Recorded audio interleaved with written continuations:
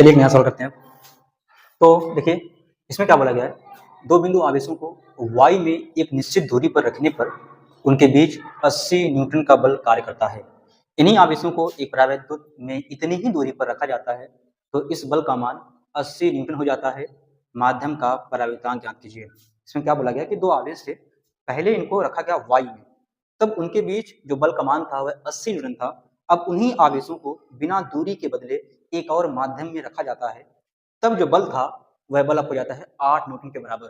फिर पूछा गया है कि जिस माध्यम में रखने पर यह बल 8 न्यूटन हुआ है उस माध्यम का परावर्तनांक कितना होगा।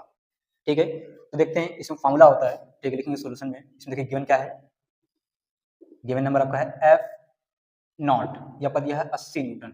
एफ नॉट का मीनिंग क्या है कि निर्वात में या फिर वाई में लगने वाला आवेशों के बीच बल। ठीक है, और इसमें एफ एम का मान दिया कितना, एफ एम का मान दिया यहाँ पर 8 न्यूटन। एफ एम का मीनिंग क्या है कि जब उन दोनों आवेशों के बीच में कोई माध्यम था तब उनके बीच कितना बल काम कर रहा था। मैं बोल रहा हूँ F M, that means medium. ठीक है, ये आपका एफ एम का मान दिया है, और यहाँ पे पूछा गया है के का मान। के यहाँ पे क्या है, ये आपका परावैद्युतांक, उस माध्यम का परावैद्युतांक। ठीक है, यही पूछा गया यहाँ पर। ठीक है, तो इसका फॉर्मूला होता है, लेकिन चूंकि F M is equal to क्या होता है, एफ नॉट बाई के।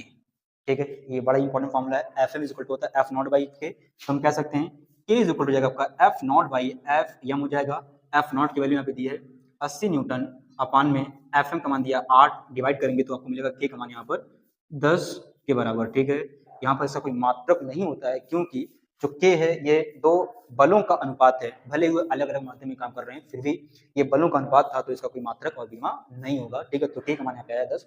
ये काफी इंपॉर्टेंट सवाल था। ये सवाल यूपी बोर्ड में 2017 और 2025 में पूछा गया सवाल है। 2017 में पूछा गया था, ठीक है, एंड 2025 में पूछा गया है। ठीक है, काफी इंपॉर्टेंट सवाल था ये।